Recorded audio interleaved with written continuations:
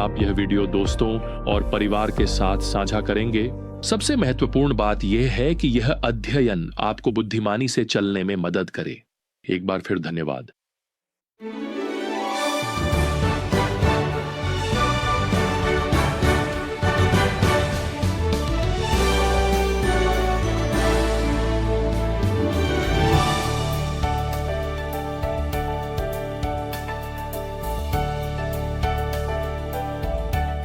मैंने पढ़ा है कि बैंक टेलर नकली मुद्रा को पहचानने के लिए प्रशिक्षित किए जाते हैं, लेकिन यह प्रशिक्षण उन्हें वर्षों में जब्त की गई हर तरह की नकली मुद्रा को पढ़ाकर नहीं दिया जाता।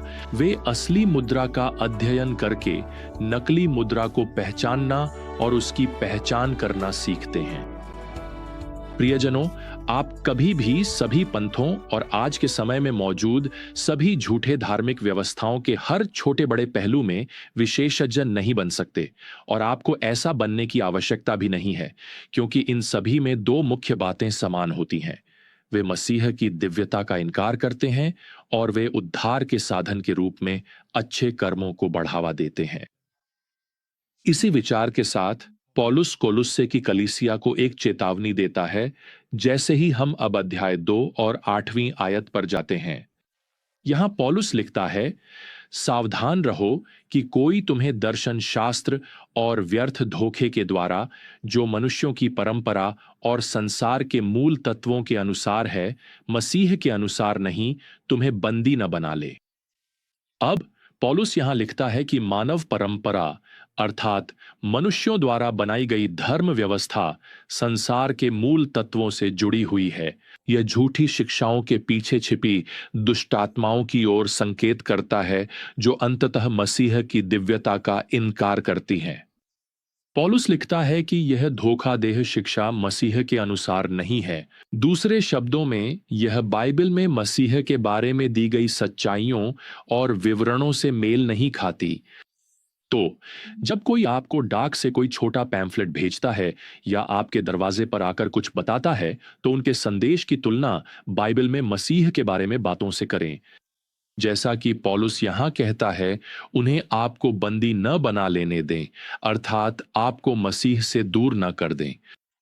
अब इसी के साथ पौलुस इस बात पर जोर देता है कि मसीह कौन है। यहां असली बात है। वह 9वीं आयत में लिखता है, मसीह में संपूर्ण परमेश्वरत्व शारीरिक रूप में वास करता है। सोचिए, यह एक ऐसा वाक्यांश है जो मसीह की दिव्यता की पुष्टि करता है। पौलुस कह रहा है कि यीशु मसीह पूर्ण रूप से परमेश्वर हैं, त्रिएकता के दूसरे व्यक्ति हैं। फिर भी वह यह भी पुष्टि करता है कि परमेश्वर पुत्र भी पूर्ण रूप से मनुष्य हैं। फिर से वह यहां लिखता है, उसमें अर्थात यीशु में परमेश्वरत्व की संपूर्णता शारीरिक रूप में वास करती है। फिर से इसका अर्थ है कि यीशु पूर्ण रूप से परमेश्वर और पूर्ण रूप से मनुष्य भी हैं। और प्रियजनों, मैं आपको बताना चाहता हूं, यही वह बात है जो मसीही विश्वास को हर अन्य धर्म से अलग करती है। आजकल जितने भी पंथ हैं, वे किसी न किसी रूप में मसीह की दिव्यता को कम कर देंगे, अगर पूरी तरह से इनकार न भी करें तो। अब पौलुस यहां 10वें पद में लिखता है, तुम अर्थात मसीही जन उसमें परिपूर्ण किए गए हो। दूसरे शब्दों में, क्योंकि हम विश्वास के द्वारा मसीह में हैं, अब हम उसकी संपूर्णता में सहभागी हैं। इसका यह अर्थ नहीं है कि हम पूर्ण हो गए हैं। आपने शायद आज ही यह सिद्ध कर दिया होगा। इसका यह भी अर्थ नहीं है कि हम दिव्य हो गए हैं या हम छोटे छोटे देवता बन रहे हैं, जैसा कि आज के झूठे शिक्षक हमें बताते हैं। उसमें परिपूर्ण होना केवल इतना ही है कि उसमें हमें किसी भी चीज की कमी नहीं है। हमारे पास उसमें वह सारी शक्ति है, वह सारी बुद्धि है, जिसकी हमें आज उसके लिए जीने के लिए आवश्यकता है। तो फिर आप किसी ऐसी खोखली दार्शनिकता का अनुसरण क्यों करेंगे जो मसीह को कम करती है, जबकि वही मसीह आपको वह सब कुछ देता है जिसकी आपको आवश्यकता है? अब पौलुस आगे क्या करता है? वह उन और आशीषों की सूची देता है जो सभी विश्वासियों को मसीह में प्राप्त हैं। सबसे पहले हमें अपनी पुरानी पापी प्रकृति की शक्ति से मुक्त कर दिया गया है, और वह इसे खतना के उदाहरण से समझाते हैं। यहाँ कोलुस्से में झूठे शिक्षक स्पष्ट रूप से शारीरिक खतना पर जोर दे रहे थे।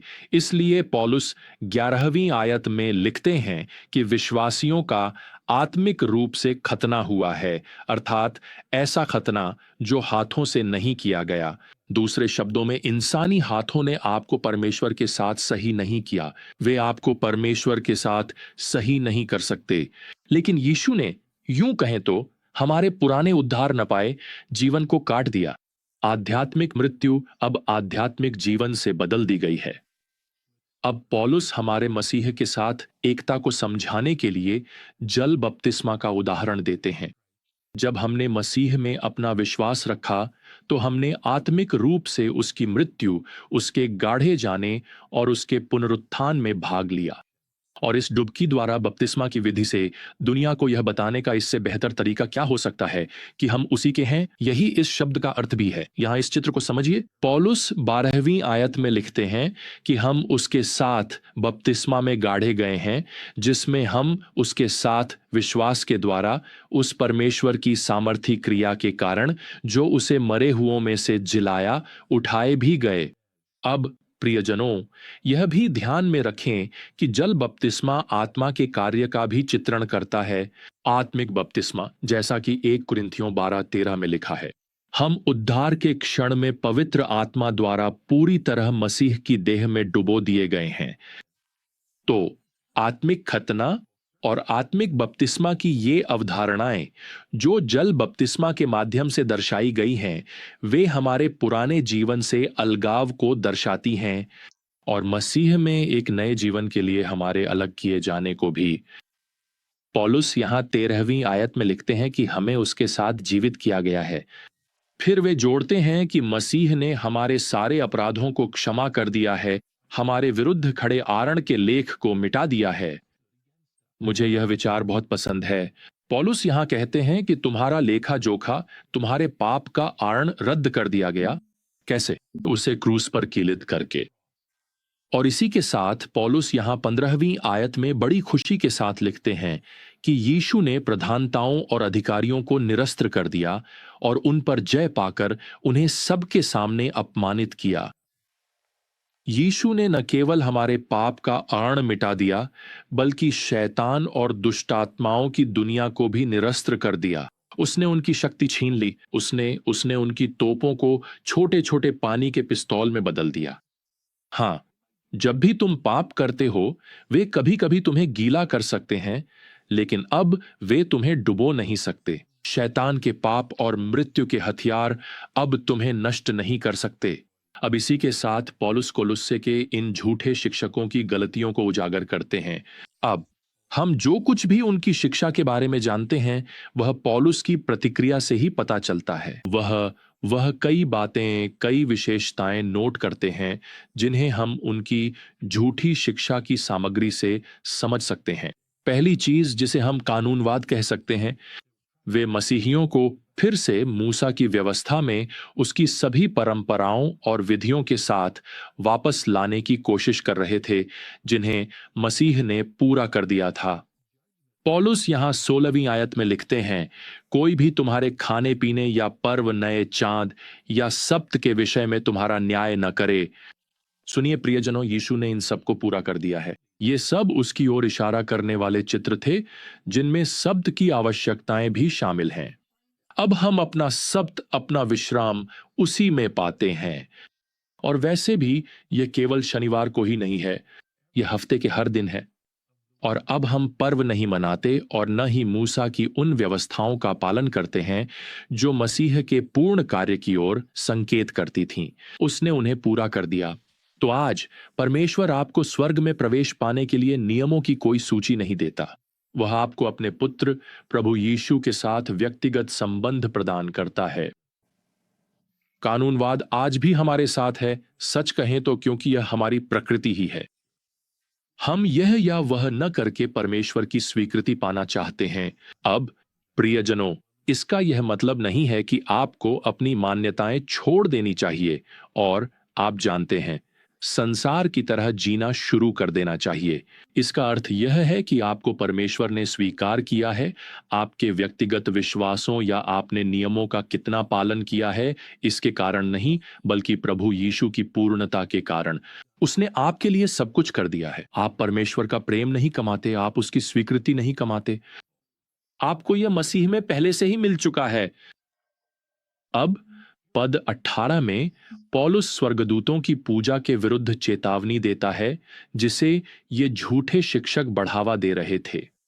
पौलुस यहां कहता है कि यह शिक्षा उनके झूठे दर्शन पर आधारित थी और वे अपने घमंडी विचारों में फूले हुए थे। मैंने आजकल कई झूठे शिक्षकों को सुना है जो स्वर्गदूतों के कार्य को बढ़ा चढ़ाकर बताते हैं और अपनी व्यक्तिगत दृष्टियों का विस्तार से वर्णन करते हैं, और मैं आपको यह बता सकता हूं कि वे शास्त्र पर बिल्कुल भी प्रकाश नहीं डालते। अंत में पौलुस उस झूठी शिक्षा को संबोधित करता है जिसे तपस्या एसेटिसिज्म कहा जाता है।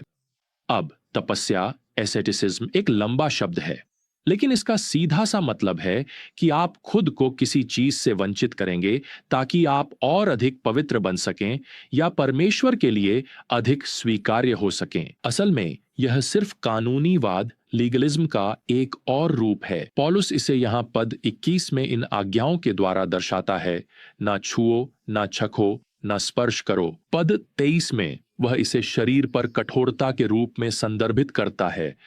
वे मानते हैं कि जितना अधिक वे अपने शरीर के साथ कठोरता बरतेंगे, परमेश्वर उतना ही अधिक उनसे संतुष्ट होंगे।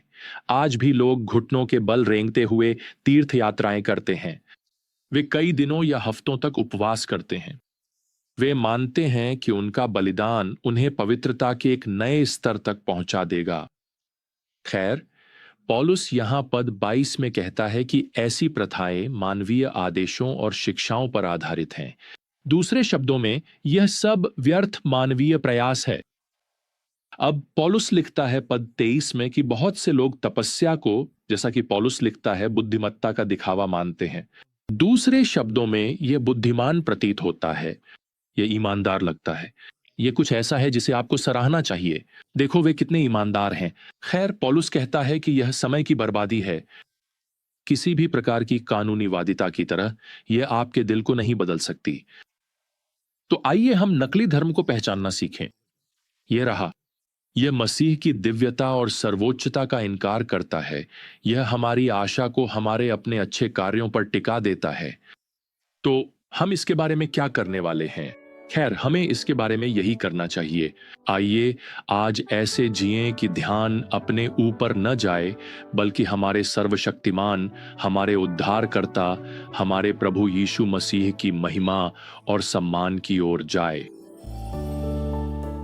तो जब तक हम अगली बार फिर से अपनी इस अद्भुत यात्रा पर नहीं निकलते, मेरे प्यारे प्रियजनों, प्रभु यीशु मसीह का अनुग्रह, परमेश्वर का असीम प्रेम और पवित्र आत्मा की मधुर संगति आप सभी के साथ सदैव बनी रहे। आमीन।